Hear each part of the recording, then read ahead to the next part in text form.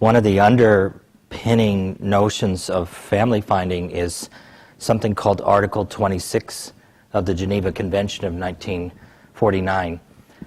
You could imagine the setting of, you're probably familiar with the idea of the Geneva Convention, but you can imagine 1949 that this is following the end of the Second World War, and what Article 26 is something called the restoration of dignity, and it understands what it helps us understand is that that when people, family members and community members and groups are separated from one another through a government intervention, and they feel powerless in the face of it, that we know now that family groups are not thought to be able to recover from this for about 60 years.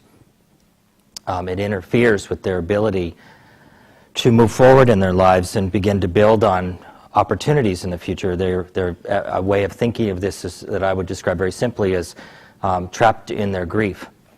And one can be trapped in grief for many decades, including kids and caseworkers.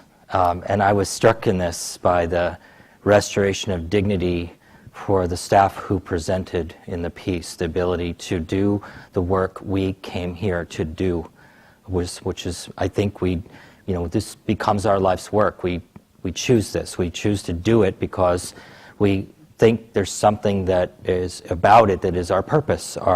We're here to really offer real and meaningful help, and we're so often constrained by this experience of casework as usual. And so I know as you watch this, the things that the staff describes seem so simple. They are simple, but they're inconsistent with our tradition.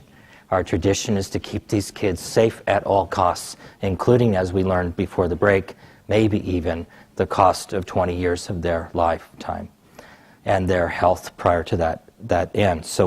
So restoration of dignity is Article 26 is a key point, and just to describe very simply what it requires to restore dignity to people is just two things, but two very powerful things. One is you've got to tell the truth. You have to tell the truth about what's happened, how urgent it is, how serious it is. We get confused. If the child's safe in a placement, seems good, doesn't it? It's the pressure we feel every day. But I think you get a sense from what I'm sharing with you that that's the institution's objective, not the need of human beings for what they need to flourish. And the second part of restoration of dignity is people must be given a chance to help. To help. That help could be simply answering questions. My family is about this big. We are from this place. This is our culture. This is our faith tradition. These are the things we hold dear. And if you could imagine for a separated young person who's grown up away from the family and their culture, that's critical information that forms a person about who I am and where I come from. We have to remember that we're working with children, and that one of the things that's happening in childhood, adolescence, and young adulthood is you're becoming the human being that you will be. You're developing an identity. Either an identity that's informed in a way that if we heard in the Welcome to Country, literally for some people on the planet, they're quite literally tied to the earth.